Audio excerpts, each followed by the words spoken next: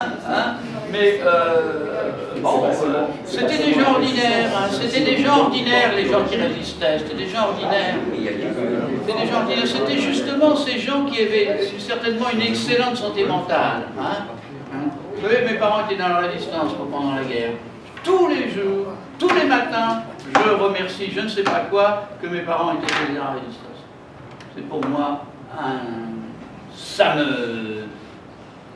ça me permet d'avancer. Ça me permet d'avancer très longtemps. Oui, je voudrais ajouter Résister. aussi que ça, justement, on n'en parle pas assez. Sous les Khmers rouges, il y a eu de la résistance d'en bas, et beaucoup de résistance.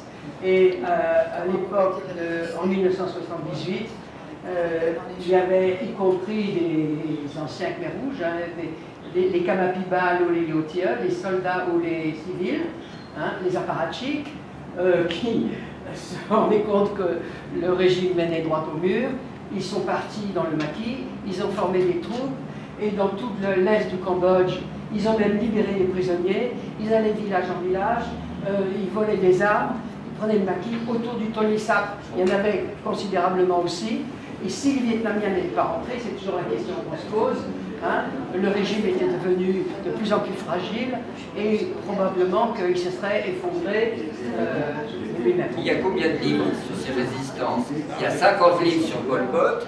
Il y a combien de livres sur ces résistances dans Moi j'aimerais bien qu'il y en ait plus sur la résistance. Mais, oui, non, mais ça veut dire qu'il y a un discours de 2000 ans de voir que le pouvoir est les démarrer dans le vainqueur. Écoutez, alors, sur les Khmers rouges, les témoignages, il y en a des dizaines, des vingtaines, en langue anglaise, en langue française.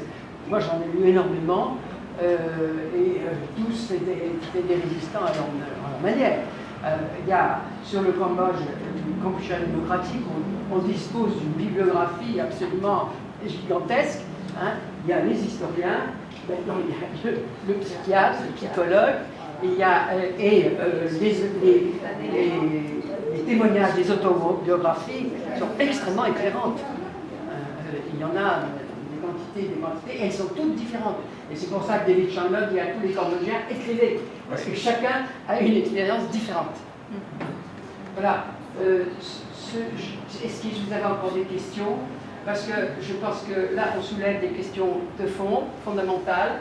S'il y en a qui veulent continuer le débat, on avait prévu avec Mme Keck que samedi matin, à 10h, on pouvait se retrouver à la Mikado, ceux qui souhaitent poursuivre le débat. Hein, ou parce que maintenant, ça fait une heure et demie qu'on est là, et peut-être que, je ne sais pas moi, l'expérience m'a montré qu'au bout d'une heure et demie, on était un peu fatigué.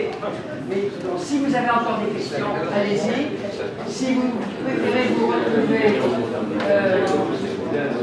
samedi à 10h à la Mikado,